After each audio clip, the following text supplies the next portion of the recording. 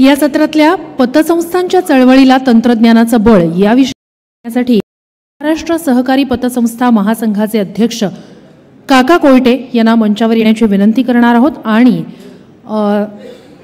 राज्य सहकारी बँकेचे प्रशासक विद्याधर अनासकर सर यांना आम्ही विनंती करतो की त्यांनी काका कोयटे यांचा शाल आणि स्मृतिचिन्ह देऊन सत्कार करावा। या दोघाही मान्यवरांना मंचावर येण्याची विनंती आहे।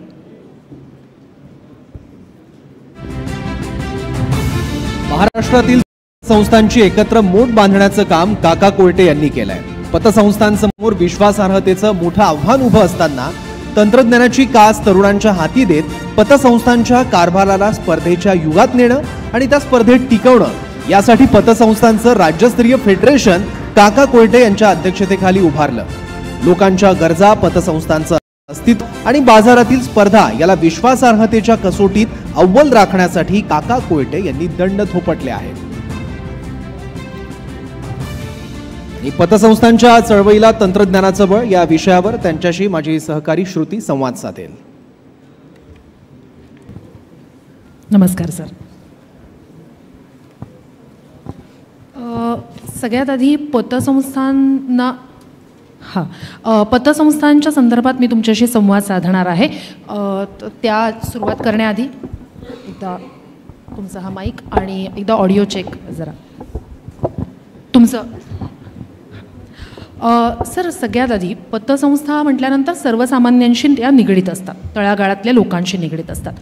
पण मग पतसंस्थांना भेडसावणारे प्रश्न अनेक आहेत आणि मग ते नेमके कसे टॅकल करता येतील, त्यासाठी मग नेमकं काय करता येऊ शकतं? पतसंस्थांना भेडसावणारे प्रश्न या विषयावर जर बोलायचं म्हटलं तर दिवस काय रात्र पण पुरणार नाही, परंतु आपल्याला वेळेचं बंधन आहे। आम्हाला भेडसावणारे प्रश्न अनंत आहेत आणि याच्यामध्ये सहकार खात्याकडून आम्हाला सहकार्याची अपेक्षा आहे। आणि या आंतरराष्ट्रीय सहकार वर्षामध्ये आम्ही ठरवलं आहे, सहकार खात्याशी आम्ही नेहमी वाद घालतो, भांडतो, चर्चा करतो। या आंतरराष्ट्रीय सहकार वर्षामध्ये आम्ही सहकार खात्याला आवाहन केलेलं आहे की फेडरेशन म्हणजे आमची संघटना आणि सहकार खातं यांनी हातात हात घालून काम करावं, अशी चर्चा करावी, चर्चाला मार्ग काढू शकू। आणि हे प्रश्न सोडवताना मला अनासकर साहेबांचा एक मुद्दा खूप आवडला की त्यांनी सांगितलं की बँकांचं नियंत्रण रिझर्व्ह बँकेकडे असू देत, पण सुपरवायझरी भूमिका नाबार्डनं घ्यावी। तशीच आमची भूमिका आहे, आमचं नियंत्रण सहकार खात्याकडे असू द्यावं, परंतु निरीक्षकाची भूमिका, सुपरवायझरी भूमिका या आमच्या फेडरेशनकडे द्यावी। ते आम्ही अधिक चांगल्या पद्धतीनं निश्चितपणे पार पाडू शकू। आत्ताच गेल्या 9 फेब्रुवारीला शिर्डीमध्ये संपन्न झालं। त्याला जवळपास 8 पतसंस्था फेडरेशनचे प्रतिनिधी हजर होते आणि त्या देशामध्ये त्या देशांच्या फेडरेशनकडं सहकारी पतसंस्थांचं सुपरवायझरी नाही, नियंत्रणाची सुद्धा भूमिका आहे। आम्ही म्हणतो आमच्याकडे डायरेक्ट नियंत्रण देऊ नका, नियंत्रणाचे अधिकार सहकार खात्यालाच असावेत, परंतु सुपरवायझरी अधिकार त्या पतसंस्थांचं किमान कामकाजाचं निरीक्षण करण्याचे अधिकार सहकार खात्याने जर आम्हाला दिले तर आमच्या सगळ्या प्रश्नावर तो अतिशय उत्तम मार्ग निघू शकेल। तुम्ही आमच्या अडचणी विचारला प्रश्न, आमचा सगळ्यात महत्त्वाचा प्रश्न आहे तो वसुलीचा। पतसंस्था अडचणीत येण्याचं जे काही प्रमुख कारण आहे त्यामध्ये सगळ्यात प्रमुख कारण आहे आमची थकबाकीची वसुली प्रॉपर होत नाही। आणि त्यामध्ये अनासकर साहेबांनीच आम्हाला शिफारस केली की सध्या आम्हाला एखाद्या थकबाकीदाराची वसुली करायची असेल तर आम्हाला कायदा कलम 101चं रिकव्हरी सर्टिफिकेट घ्यावं लागतं। ते रिकव्हरी सर्टिफिकेट आम्हाला लवकर मिळत नाही। आम्ही त्याच्यामध्ये शासनाला मागणी केलेली आहे।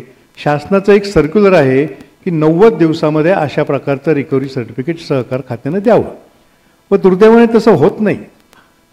किमान वर्ष ते रिकव्हरी सर्टिफिकेट मिळायला आम्हाला लागतात। तर आमची मागणी आहे सहकार खात्याकडं, 90 दिवसात जर ते सहकार खात्याकडून रिकव्हरी सर्टिफिकेट आम्हाला मिळालं नाही तर डीम्ड टू सँक्शन ते मिळालं असं सहकार खात्यानं अशा प्रकारचा कायद्यामध्ये बदल करावा। तर रिकव्हरी सर्टिफिकेट जरी आम्हाला मिळालं तरी आम्हाला सहकार खात्याकडून त्याची अपसेट प्राईस घ्यावी लागते।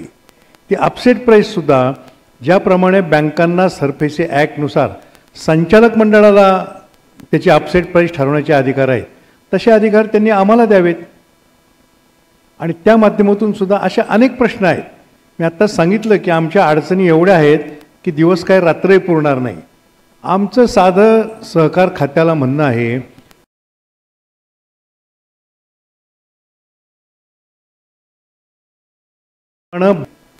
परंतु सिबिल सारखीच एक प्रणाली आम्ही राज्य फेडरेशनच्या माध्यमातून तयार केलेली आहे. ती प्रणाली राज्यातल्या सर्व पतसंस्थांना बंधनकारक करावी, ती बंधनकारक करून घ्यायची आमची फेडरेशनची तयारी आहे. अशा प्रकारचे बंधनं घालून घ्यायची सुद्धा तयारी आहे. पण ते सुद्धा सहकार खातं करायला तयार नाही. परंतु किमान या आंतरराष्ट्रीय सहकार वर्षामध्ये सुदैवानं बाबासाहेब पाटलांसारखे जे एका पतसंस्थेचे चेअरमन आहेत असे मंत्री आमच्या खात्याला मिळालेले आहेत. त्यामुळे या कालावधीमध्ये त्यांनी आमचे प्रश्न सोडून घेऊन मार्ग काढावा अशी TV9च्या माध्यमातून मला त्यांच्याकडे मागणी करावीशी वाटते. या सगळ्यात म्हणजे आता जर तरुणांना थोडंसं याकडे वळवायचं असेल किंवा अधिकाधिक सुलभ हे सगळे संरचना करायची असेल तर तंत्रज्ञानाचा वापर हा अत्यंत आवश्यक आहे. तर तो नेमका कसा करता येईल आणि मग तो आणण्यात किंवा तंत्रज्ञानाचा वापर वाढवण्यात काही अडचणी आहेत का या संपूर्ण प्रक्रियेत, या संपूर्ण संरचनेत? तंत्रज्ञानाच्या वापरामध्ये अडचणी अजिबात नाही मॅडम. उलट आमचा फेडरेशनचा जास्तीत जास्त आग्रह असतो की पतसंस्थांमध्ये हे अत्याधुनिक तंत्रज्ञान आलं पाहिजे. आणि काही पतसंस्थांमध्ये, मी माझ्याच पतसंस्थेचं समता पतसंस्थेचं उदाहरण देऊ इच्छितो. माझ्या पतसंस्थेत इतका अत्याधुनिक तंत्रज्ञानाचा वापर केलेला आहे, मला बँकांना नावं ठेवायची नाही, पण खाजगी आणि राष्ट्रीयकृत बँकांपेक्षा सुद्धा अधिक चांगल्या तंत्रज्ञानाचा वापर मी माझ्या समता पतसंस्थेमध्ये केलेला आहे. एकच उदाहरण तुम्हाला सांगतो. कोणत्याही पतसंस्थेमध्ये जायचं असेल किंवा बँकेमध्ये पैसे काढायचे असतील तर त्याला विड्रॉल स्लिप भरावं लागते त्या कस्टमरला किंवा चेक द्यावा लागतो. ती विड्रॉल स्लिप प्रथम क्लार्ककडे जाते. ते क्लार्क त्याचा अकाउंट स्टेटमेंट बघतो आणि त्याच्यावर सही करतो की मंजूर करायला हरकत नाही. त्यानंतर ती विड्रॉल स्लिप पासिंग ऑफिसरकडे जाते. पासिंग ऑफिसर तिचा बॅलन्स बघतो आणि तो पास करून तो कॅशियरकडे जातो. माझ्या पतसंस्थेमध्ये ज्याला पैसे काढायचे असतील त्यांनी माझ्या समता पतसंस्थेची पायरी चढत असताना फक्त एक मिस कॉल द्यायचा. तो मिस कॉल दिल्याबरोबर त्या ग्राहकाला त्याच्या मोबाईल नंबरवर एक OTP येईल. तो OTP नंबर घेऊन त्यांनी सेल्फ बँकिंगच्या डेस्कवर जायचं. तो OTP नंबर टाकायचा, त्याला पाहिजे असलेली रक्कम टाकायची, एक 2 बोटाची चिठ्ठी त्या सेल्फ बँकिंगच्या डेस्कमधून बाहेर पडेल आणि ती घेऊन त्यांनी कॅशियरकडे जायचं आणि आपले पैसे काढायचे. असे अनेक उपक्रम, अत्याधुनिक तंत्रज्ञान. म्हणजे एक तंत्रज्ञान मी आपल्याला सांगू इच्छितो.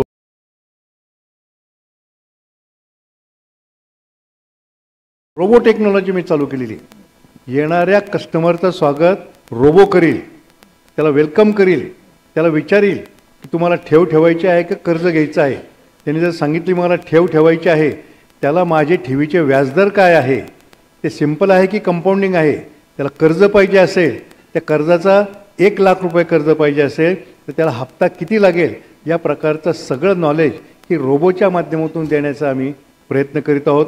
प्राथमिक पातळीवर ती यंत्रणा आम्ही चालू देखील केलेली आहे. त्यामुळे पतसंस्थांनी तंत्रज्ञानाचा वापर या पुढच्या काळामध्ये नक्की केला पाहिजे आणि तो नक्की अधिक गतीनं आमचे पतसंस्था हे तंत्रज्ञान वापरामध्ये आणतील. फक्त याच्यामध्ये TV9च्या माध्यमातून मी सहकार खात्याला विनंती करू इच्छितो. आत्ताच या ठिकाणी सांगण्यात आलं अतुल सावेंच्या माध्यमातून की विविध कार्यकारी सोसायट्यांना तंत्रज्ञानाचा वापर करण्यासाठी 500 कोटी रुपये केंद्र सरकारनं उपलब्ध करून दिले. तसंच आम्ही पतसंस्थांनाही जर त्यांनी अशा प्रकारचा काही निधी उपलब्ध करून दिला तर ग्रामीण भागातल्या सर्वसामान्य माणसाला बँकिंगची सवय लावणारी ही आमची पतसंस्था चळवळ जी आहे ती अधिक गतीने निश्चितपणे पुढे जाईल. आपण आशा करूया की तुम्ही जे आवाहन करतायत त्या दिशेने काही योग्य पावलं टाकली जातील. इतकं सगळं असून सुद्धा म्हणजे एक मोठं नेटवर्क असून सुद्धा काही ठिकाणी असं पाहायला मिळतं की पतसंस्था अडचणीत आहेत. अनेक कारणं असतील. तर या सगळ्यातनं नेमका मार्ग कसा काढता येईल किंवा त्याचा एक रोडमॅप काय असू शकतो नेमका? मी आत्ता सांगितलं तोच प्रोग्राम आहे. आम्ही राज्य फेडरेशनच्या माध्यमातून पतसंस्थांना सक्षम करण्याचा विडा उचललेला आहे. गेल्या 9 फेब्रुवारीला जी शिर्डीची आमची आंतरराष्ट्रीय सहकार परिषद होती त्यापूर्वी आम्ही एक सहकार दिंडीचं आयोजन केलं होतं. सन्मान्य अनास्कर साहेबांच्या हस्तेच तिचा मुंबईला शुभारंभ झाला होता आणि त्या माध्यमातून सगळ्या पतसंस्थांना आम्ही एक प्रोत्साहन देण्याचा प्रयत्न केला. जे नैराश्य थोडंसं आलं होतं पतसंस्था चळवळीमध्ये ते नैराश्य घालवण्याचा प्रयत्न केला. परंतु यामध्ये शासनाचं सुद्धा आम्हाला सहकार्य अपेक्षित आहे आणि त्याचबरोबर प्रसारमाध्यमांचं सुद्धा सहकार्य आम्हाला अपेक्षित आहे. मॅडम, अडचण काय होती, एखादी पतसंस्था बुडाली तर त्याची मोठ्या प्रमाणावर बातमी होते. परंतु मला सांगा, या देशाला गेल्या 6 महिन्यामध्ये 85 लाख कोटी रुपये शेअर मार्केटमध्ये बुडालेले आहेत. 85 लाख कोटी रुपये. यांना कोणी शिक्षा करणार आहे की नाही? याला तुम्ही दोषी कोणाला धरणार आहात? एखादी पतसंस्था अडचणीत आली, त्या पतसंस्थेच्या चेअरमनला, संचालकांना दोषी धरलं जातं. पण या कंपन्यांना कोण दोषी धरणार? शेअर मार्केटला कोण दोष देणार? त्यांना काही शिक्षा तुम्ही करणार आहात का नाही? मग आमच्यावरच हा अन्याय का? तर याच्यामुळे पुन्हा मी सांगतो की या पतसंस्थांना अडचणीतून बाहेर काढण्यासाठी फेडरेशनचं सहकार्य, संघाचं सहकार्य हे जर सहकार खात्यानं घेतलं, आणि मी मुद्दाम आपल्या माध्यमातून सांगू इच्छितो, इतर देशामध्ये सुद्धा पतसंस्था मोठ्या प्रमाणात आहेत आणि त्या खूप सक्षम आहेत. त्या सक्षम काय आहेत? तर त्या देशांचं जे फेडरेशन आहे पतसंस्थांचं, त्या फेडरेशनकडं त्याचे निरीक्षणाचे, नियंत्रणाचे अधिकार आहेत. आम्ही फक्त निरीक्षणाचेच मागतो या अधिकार. आणि हे अधिकार जर आम्हाला दिले तर महाराष्ट्रातली, मी सहकार खात्याला, सहकार मंत्री महोदयांना आमच्या 9 फेब्रुवारीच्या सहकार परिषदेमध्ये ठामपणे सांगितलं, हे अधिकार तुम्ही आम्हाला द्या, राज्यातली एकही पतसंस्था अडचणीत येणार नाही, याची जबाबदारी आम्ही राज्य फेडरेशनच्या वतीनं निश्चितपणे घेऊ. त्या बाबतीत सहकार खात्यानं थोडंसं एक पाऊल पुढं आलं पाहिजे, अशी तुमच्या माध्यमातून माझी सहकार खात्याला विनंती आहे. सर, तुम्ही आत्ता जे महत्त्वाचे मुद्दे मांडलेत त्या सगळ्यात एक अपेक्षा तुम्ही सरकारकडून करताय, बरोबर? असे कोणते मुद्दे आहेत किंवा अशा कोणत्या अडचणी आहेत आत्ता पतसंस्थांसमोरच्या की ज्या तातडीनं सोडवता येतील? म्हणजे आपण एक शॉर्ट टर्म म्हणूया आणि एक लॉंग टर्म, म्हणजे ह्याचा थोडासा आढावा की एक तातडीनं काही उपाययोजना ज्या तुमच्या पातळीवर, सरकारी पातळीवर काय करता येतील, अगदी तातडीनं उपाय. तातडीच्या आमच्या ज्या अडचणी सोडवल्या गेल्या पाहिजे त्या थकबाकी वसुलीच्याच प्रामुख्याने अडचणी आहेत. थकबाकी वसुलीमध्ये आम्हाला जे कायद्यात बदल अपेक्षित आहेत ते बदल सहकार खात्यानं केले पाहिजे. आणखी एक महत्त्वाची बाब पतसंस्था अडचणी देण्याचं, आमच्या ज्या ठिकाणी गुंतवणुका झालेल्या आहेत, आम्ही गुंतवणूक केलेल्या अनेक बँका अडचणीत आलेल्या आहेत. Punjab and Maharashtra cooperative bank ही देशातल्या टॉप 5 बँकांमधली बँक समजली जात होती. त्यामध्ये आम्ही गुंतवणूक केली. रिझर्व्ह बँकेच्या दुर्लक्षामुळे ती बँक अडचणीत आली आणि त्याच्यामध्ये जे काही पतसंस्थांचे पैसे अडकलेले आहेत त्याला अद्याप कुठं न्याय मिळू शकत नाही. न्यू इंडिया बँक आता अडचणीत आली, तिच्यामध्ये पतसंस्थांचे पैसे अडचणीत आलेले. तुमच्या मराठवाड्यामध्येच मलकापूर अर्बन कोऑपरेटिव्ह बँक अडचणीत आलेली आहे. त्या बँकेमध्ये 120 पतसंस्थांचे पैसे अडकले आहेत. आम्ही अनेक वेळा दाद मागितली सहकार खात्याकडं. सहकार खात्याकडे दाद मागितल्यानंतर सहकार खात्याने त्या बँकेवर आवसायकाची नेमणूक केली, परंतु आवसायकाची नेमणूक करून सुद्धा त्याला पुन्हा सहकार मंत्र्यांकडून स्थगिती देण्यात आली. ती स्थगिती आम्ही अनेक वेळा मागणी केली, सहकार खात्यानं आम्हाला जुमानलं नाही. त्याच्यामुळे आम्हाला उच्च न्यायालयात धाव घ्यावं लागली. संभाजीनगरच्या उच्च न्यायालयानं जेव्हा तो स्थगिती उठवली त्यावेळेस आता आवसायकाची नेमणूक झालेली आहे, व त्या आवसायकाला कसल्याही प्रकारचे अधिकार नाही. आणि आमची त्याच्यामध्ये सरकारला मागणी आहे, सगळ्या ज्या अडचणीत असलेल्या बँकांच्या बाबतीत, अजंठा बँक असेल, आवसायकाच्या ऐवजी आवसायक मंडळ जर नेमण्यात आलं, त्या आवसायक मंडळाच्या माध्यमातून आम्ही या बँकांना निश्चितपणे बाहेर काढू शकू. याचं एकच उदाहरण पुण्याच्या लोकसेवा मी देऊ इच्छितो. लोकसेवा अनास्कर साहेबांच्या अध्यक्षतेखाली आवसायक मंडळ नेमलं गेलं होतं. मी सुद्धा त्या आवसायक मंडळ होतो. ती बँक आम्ही 100% अडचणीतून बाहेर काढली. त्या बँकेतल्या सगळ्या पतसंस्थांच्या ठेवी, सगळ्या ठेवीदारांच्या ठेवी 100% परत द्यायला आम्हाला यश मिळालेलं आहे. तर अशा प्रकारचं आवसायक मंडळ नेमा जर सहकार खात्यानं मान्यता दिली तर सगळ्या बँका आम्ही अडचणीतून बाहेर काढू. किमान त्या अडचणीतल्या बँकांच्या प्रशासकांबरोबर किंवा आवसायकांबरोबर आमची एक मिटिंग आयोजित करून द्यावी. आमचं साधं सरळ मागणं आहे, आमच्या ज्या काही ठेवी त्या बँकेमध्ये अडकलेल्या आहेत तेवढ्या रकमेची कर्ज आम्ही त्या बँकेची टेक ओव्हर करतो, त्या आमच्या ठेवीमध्ये जमा करून घेतो. तर याच्या बाबतीत RBIने सुद्धा काहीतरी मार्ग काढला पाहिजे आणि सहकार खात्याने सुद्धा निश्चितपणे काढलं पाहिजे. हे तातडीचे 2 जरी प्रश्न आमचे सुटले, थकबाकी वसुली बाबतीत मी पहिल्यांदाच सांगितलं तसे कायद्यामध्ये काही बदल करायचे आहेत.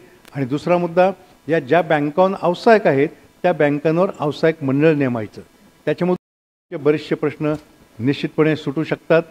मार्ग अनेक आहेत. आमच्या पतसंस्थांच्या ठेवीला संरक्षण नाही, सरकारनं संरक्षण देण्याचं मंत्रिमंडळानं ठराव केला. मंत्रिमंडळानं ठराव केल्यानंतर आम्हाला 10% पैसे या दरानं अंशदान भरायला सांगितलं आहे. अंशदान द्यायलाही आमचा विरोध नाही, परंतु अंशदान देत असताना त्याचे काही प्रवेश पात्रता निकष सहकार खात्यानं ठरवले पाहिजे, किंवा विमा संरक्षण कोणाला मिळणार याचे काही निकष ठरवले गेले पाहिजे आणि ते आमच्याशी चर्चा करून ठरवावे. ते ठरवले नसल्यामुळे या योजनेला मी आत्तापर्यंत विरोध केलेला आहे. गेल्या 3 वर्षामध्ये आत्तापर्यंत सहकार खात्यानं 5 वेगवेगळ्या प्रकारचे परिपत्रकं काढलेत, परंतु राज्य फेडरेशनच्या भूमिकेमुळे अद्याप महाराष्ट्रातल्या एकाही पतसंस्थेने त्या अंशदानाची रक्कम भरली गेली नाही. आमचं किमान एवढीच अपेक्षा आहे की आमच्याशी सहकार खात्यानं याबाबत चर्चा करावी, चर्चेतून कुठलाही प्रश्न सुटू शकतो.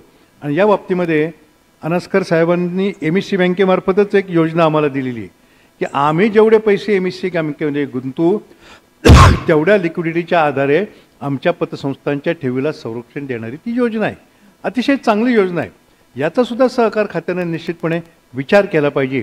या 3-4 जरी अडचणी आमच्या तातडीने सोडवल्या आणि आमची एक सिबिलची अडचण, सिबिलमध्ये आमचा सहभाग नसल्यामुळे आम्ही जी काही क्रास प्रणाली तयार केलेली आहे ती क्रास प्रणाली सगळ्या पतसंस्थांना जर बंधनकारक केली तर आमचे फसवणूक करणारे जे काही कर्जदार आहेत त्यांना आळा बसू शकेल आणि आमचं कर्ज बुडण्यापासून सुद्धा आम्ही वाचू शकू. आत्ता तुम्ही काही मुद्दे उपस्थित केले ते धोरणात्मक आहेत, व्यावसायिक मंडळ असेल किंवा इतर जे मुद्दे आता तुम्ही उपस्थित केले, त्या व्यतिरिक्त आणखी काही धोरणात्मक बदल तुम्हाला अपेक्षित आहेत का? एकंदरीतच या संपूर्ण संरचनेत एक आधुनिकता म्हणा किंवा त्याला एक बळकटी येण्यासाठी आणखी काही धोरणात्मक बदल तुम्हाला अपेक्षित आहेत? सगळ्यात महत्त्वाचा धोरणात्मक बदल मॅडम मी आत्ता सांगितला तो की प्रत्येक पतसंस्थेचे किमान निरीक्षणाचे अधिकार तरी त्यांनी आम्हाला द्यावेत आणि वसुलीच्या कायद्यामध्ये बदल करावेत. हा सगळ्यात मोठा धोरणात्मक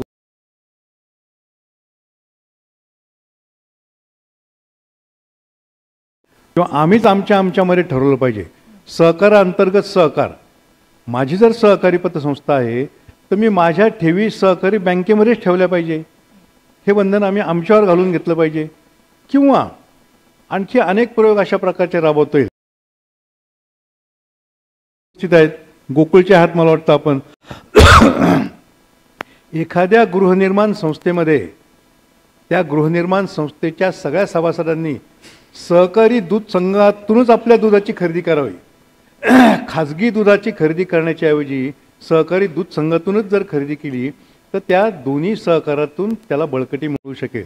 एखाद्या हाऊसिंग सोसायटीमध्ये त्या हाऊसिंग सोसायटीच्या सदस्यांनी एखादी पतपेढी काढावी. हाऊसिंग सोसायटीच्या सगळ्या सदस्यांनी आपल्या गुंतवणुका जर आपण स्थापन केलेल्या पतपेढीमध्ये केल्या तर हाऊसिंग सोसायटीला जो काही मोठा प्रश्न भेडसावतो तो मॅनेजमेंट फीचा. अनेक सभासद हाऊसिंग फेडरेशन हाऊसिंगच्या सोसायट्यांची मॅनेजमेंट फी देत नाही, त्याच्यामुळे त्या हाऊसिंग सोसायटीमध्ये मोठ्या प्रमाणावर वाद होतात. हाऊसिंग सोसायटींनी स्थापन केलेल्या पतसंस्थेमधून जर तो मॅनेजमेंट खर्च भागू शकला तर हाऊसिंग सोसायटीमध्ये सुद्धा वाद कमी होतील. तर अशा प्रकारचे काही बंधनं सगळ्या सहकारी संस्थांवर, दूध संघावर, हाऊसिंग सोसायटींवर, पतसंस्थांवर, बँकांवर आणता येतील का याचा सुद्धा धोरणात्मक विचार सहकार खात्यानं केला पाहिजे. त्याप्रमाणे प्रशिक्षणाच्या बाबतीत एक बदल केला पाहिजे. प्रशिक्षणाच्या बाबतीमध्ये प्रशिक्षणाकडे दुर्दैवानं सहकार खात्याचं दुर्लक्ष होत आहे. आमच्या राज्य फेडरेशनच्या माध्यमातून ही प्रशिक्षणाची मोहीम आम्ही खूप मोठ्या प्रमाणात राबवतो, परंतु इतर देशांमध्ये ज्याप्रमाणे प्रशिक्षणाची पद्धती आहे तशी जर आपण राबवली, या सहकाराचं ज्ञान किंवा बँकिंगचं ज्ञान प्रत्येक सभासदाला असलं पाहिजे, प्रत्येक ठेवीदाराला असलं पाहिजे, प्रत्येक कर्जाला असलं पाहिजे. या बाबतीत मी नेपाळचं उदाहरण देऊ इच्छितो. नेपाळची लोकसंख्या महाराष्ट्राच्या सुद्धा 1/4 आहे, परंतु नेपाळमध्ये 9,000 पतसंस्था आहेत आणि त्या प्रत्येक पतसंस्थेचं सभासद ज्याला व्हायचं असेल, ज्याला ठेव ठेवायची असेल त्याला सुद्धा 2 तासाचं प्रशिक्षण घेणं आवश्यक आहे. ते का आवश्यक आहे की त्या ठेवीदाराला त्या 2 तासामध्ये त्या पतसंस्थेची आर्थिक पत्रकं कशी वाचावी, बॅलन्स शीट कसं वाचावं याचं प्रशिक्षण त्या सभासदाला दिलं जातं. त्याचप्रमाणे कर्जदाराला त्याला दिलेलं कर्ज त्याचा रेट ऑफ इंटरेस्ट काय पडणार आहे, तो कंपाऊंडिंग आहे की सिम्पल आहे याचं प्रशिक्षण दिलं जातं. आणि आर्थिक पत्रकं वाचता आले, त्या आर्थिक पत्रकामुळे तो जर साक्षर झाला तर तो चुकीच्या पतसंस्थेमध्ये गुंतवणूक करणार नाही. आणि त्यांनी जर अशी चुकीची गुंतवणूक केली नाही ती पतसंस्था वाढणार नाही, ठेवीदारही अडचणीत येणार नाही आणि पतसंस्थासुद्धा अडचणीत येणार नाही. यामुळे प्रशिक्षणालासुद्धा सहकार खात्यानं महत्त्व दिलं पाहिजे. ज्या ज्या देशामध्ये पतसंस्था मोठ्या प्रमाणावर आहेत त्या त्या देशामध्ये त्या त्या पतसंस्थांच्या फेडरेशनच्या मागं त्या देशाचं सरकार खंबीरपणे उभं आहे. इतकं खंबीरपणे उभं आहे. मी आत्ता 6 महिन्यापूर्वी कोरियाला गेलो होतो. कोरियामध्ये फक्त 800 पतसंस्था आहेत, पण तिथली एकही पतसंस्था कधी अडचणीत आल्याचं उदाहरण नाही. याचं कारण असं की त्या कोरियन फेडरेशनच्या मागे तिथलं सरकार खंबीरपणे हवे. कोरियन फेडरेशनचं प्रशिक्षण केंद्र बांधण्यासाठी कोरियन सरकारनं 200 कोटी रुपये दिलेले आहेत. आम्ही म्हणतो आम्हाला सरकारकडून काही नको, पण आम्ही जे काही मागण्या मानतो आहोत, आम्ही जे काही नियंत्रणाची मागणी करतो, निरीक्षणाची मागणी करतो, या अशासारख्या मागण्या सरकारनं पूर्ण कराव्यात. आत्ताच या ठिकाणी व्यासपीठावर विषय झाला की सहकारात राजकारण असावं का राजकारणात सहकार असावा. नेपाळचंच एक उदाहरण देऊ शकतो. सहकारात राजकारण नको, परंतु राजकारणी माणसं सहकारात असली पाहिजे. नेपाळ देशामध्ये पतसंस्थांची चळवळ सक्षम का झाली आहे याचा जेव्हा मी अभ्यास केला, नेपाळच्या पार्लमेंटमध्ये 30% खासदार असे आहेत की ते पतसंस्था चळवळीतून आलेले आहेत. नेपाळमध्ये साकोस या नावानं पतसंस्थांना संबोधलं जातं. ते सगळे खासदार एखाद्या पतसंस्थेमध्ये चेअरमन तरी आहेत किंवा संचालक तरी आहेत. त्यामुळे नेपाळच्या पार्लमेंटमधून पतसंस्थांना योग्य न्याय दिला जातो. पतसंस्थांना पाहिजे अशा प्रकारच्या कायद्यामध्ये बदल केला जातो. दुर्दैवानं आम्हाला जो काही सहकार खात्याचा किंवा विधिमंडळाचा सपोर्ट पाहिजे तो यामध्ये दुर्दैवानं मिळताना दिसत नाही. या सगळ्यात आता जर आपण या धोरणात्मक बाबी आहेत, काही बदल अपेक्षित आहेत तुम्हाला सरकारकडनं आणि सहकार क्षेत्राकडनं काही बदल किंवा एक सहकार्य अपेक्षित आहे. या सगळ्यात वित्त सेवा जे आहे ना, वित्त क्षेत्र जे ते अगदी झपाट्यानं बदलते. म्हणजे तंत्रज्ञानाचा वापर असेल किंवा इतरही असेल. एक भविष्य तुम्ही नेमकं मग या सगळ्या पतसंस्थांचं कशा प्रकारे बघता? इतक्या सगळ्या अडचणी असताना, इतके सगळे बदल तुम्हाला धोरणात्मक अपेक्षित असताना एक भविष्य तुम्ही पतसंस्थांचं नेमकं कसं बघता? पतसंस्थांचं भवितव्य किंवा भविष्य. मॅडम, भवितव्य निश्चितपणे चांगलं आहे. आणि मी तुम्हाला मुद्दाम सांगू इच्छितो की या आंतरराष्ट्रीय वर्षामध्ये सहकारी पतसंस्थांची उचललेला आहे. किंबहुना आंतरराष्ट्रीय सहकार परिषदेमध्ये सन्मान्य हरिभाऊ बागडे यांनी आम्हाला शपथ दिलेली आहे. आम्ही बागडेनानांना विनंती करून त्यांच्याकडून शपथ घेतली. बागडेनानांकडून का घेतली? बागडेनाना राज्यपाल आहेत आणि राज्यपाल शपथ कोणाला देतात? मंत्र्यांना देतात. तो मंत्र्यांची शपथ घेतल्याचा फील आम्हाला यावा म्हणून आम्हाला बागडेनानांनी ती शपथ दिली आणि ती शपथ आम्हाला लिहून दिली. ती सन्मान्य विद्याधर अनासकरांनी लिहून दिली. अनासकरांनी आम्हाला एक शपथ लिहून दिली आणि ती शपथ आम्ही अशी घेतलेली आहे की येत्या आगामी सहकार वर्षामध्ये महाराष्ट्रातली सहकारी पतसंस्थांची चळवळ सक्षम आणि सुदृढ होण्यासाठी आम्ही सर्व कार्यकर्ते प्रामाणिकपणे काम करू, पारदर्शीपणे काम करू आणि महाराष्ट्रातली सहकारी पतसंस्थांची चळवळ केवळ भारतातच नव्हे सगळ्या जगामध्ये एक नंबरची होण्यासाठी निश्चितपणे आम्ही प्रयत्न करू आणि त्या शपथेचं पालन आम्ही निश्चितपणे करणार आहोत. आणि पतसंस्था चळवळीला मी मुद्दाम तुमच्या माध्यमातून सांगू इच्छितो, खूप चांगलं भवितव्य पतसंस्था चळवळीला आहे. दुर्दैवानं गेल्या 2 ते 3 वर्षामध्ये आमचा बिझनेस फारसा वाढत नव्हता, पण तो दोष काय आमचा नव्हता.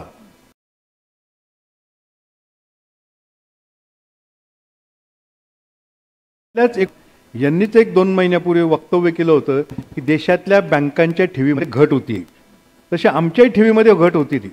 परंतु हा पैसा सगळा शेअर मार्केटकडं आणि म्युच्युअल फंडाकडे वळत होता, त्यामुळे आमच्या बिझनेसमध्ये घट होत होती.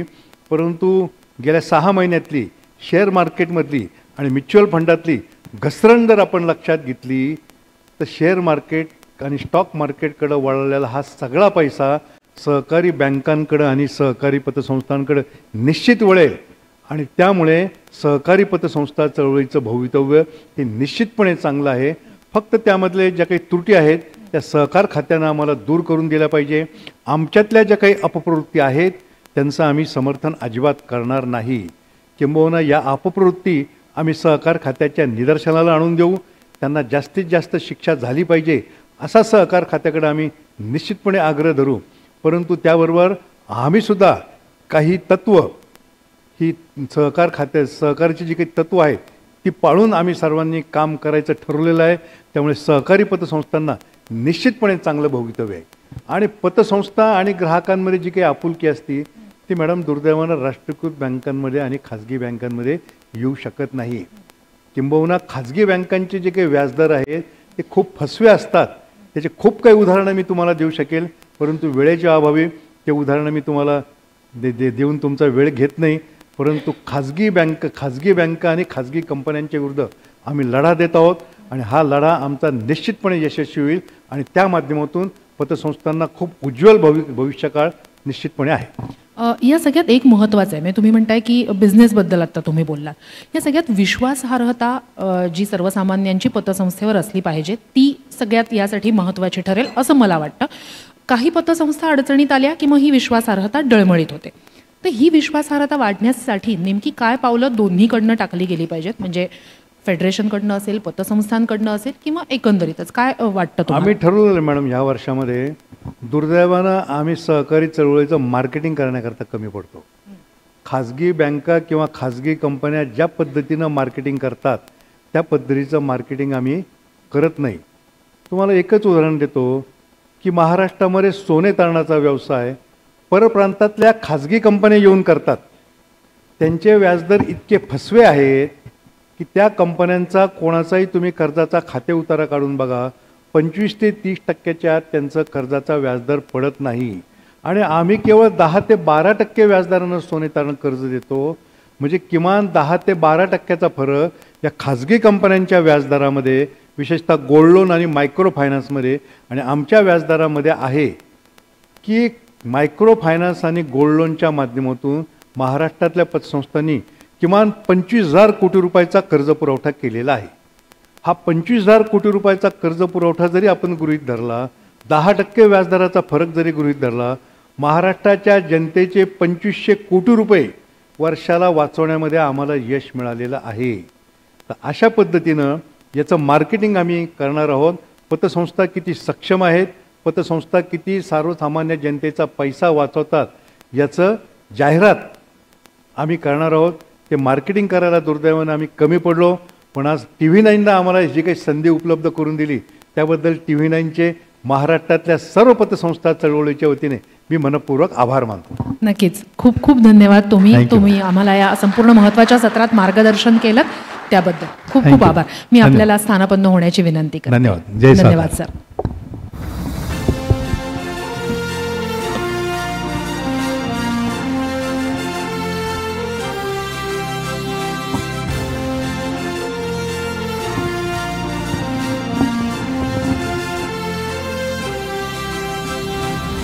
तर आता आपण दुसऱ्या सत्रात